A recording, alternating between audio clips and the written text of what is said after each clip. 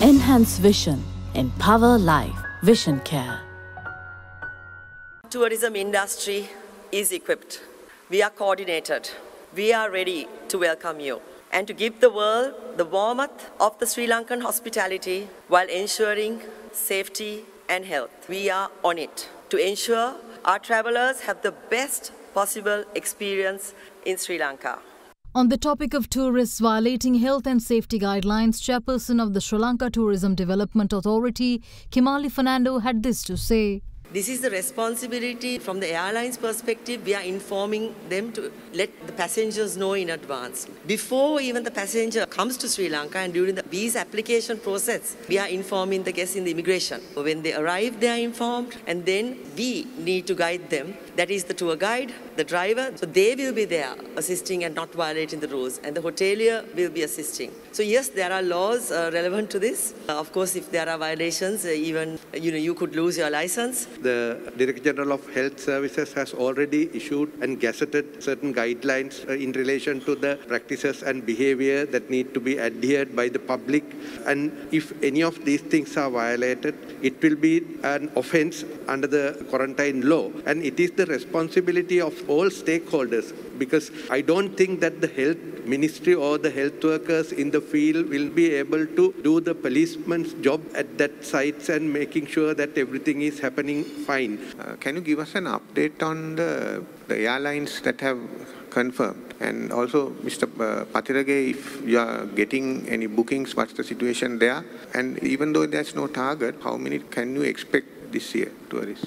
We as a national carrier, we are very much ready for it. We are not expecting, large numbers to come. But from Sri Lankan airline perspective, and I also have some information about Emirates, I think at least for the next 2 days, I think we are expecting about 30 foreigners to come into the country. I think that's a great start. There are about 35 airlines which are registered with Sri Lanka as of now. In addition to that, we have already got about 5 airlines who has requested, with this word going around that Sri Lanka is going to be open, that they have requested to get their approvals to come to Sri Lanka. And already we have given approvals to 2 airlines. What would be the cap for arrivals?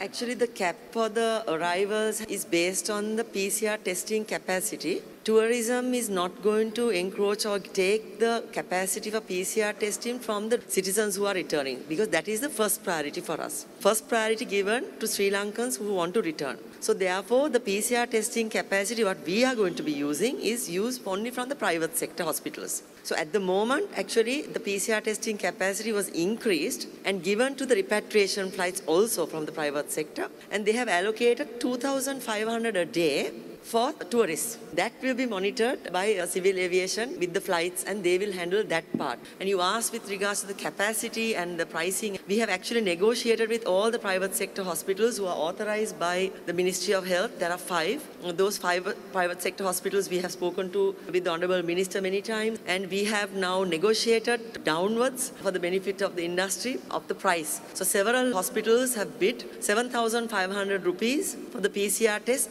anywhere in the country. So that's kind of useful, a flat rate. So 1 or 2 hospitals have indicated that they want an additional charge per kilometer. When we speak to the travel agents, 100 or 200 travel agents from India, and they complained about that price as well. Because in the Sri Lankan converted rate in India, it's only 2,100.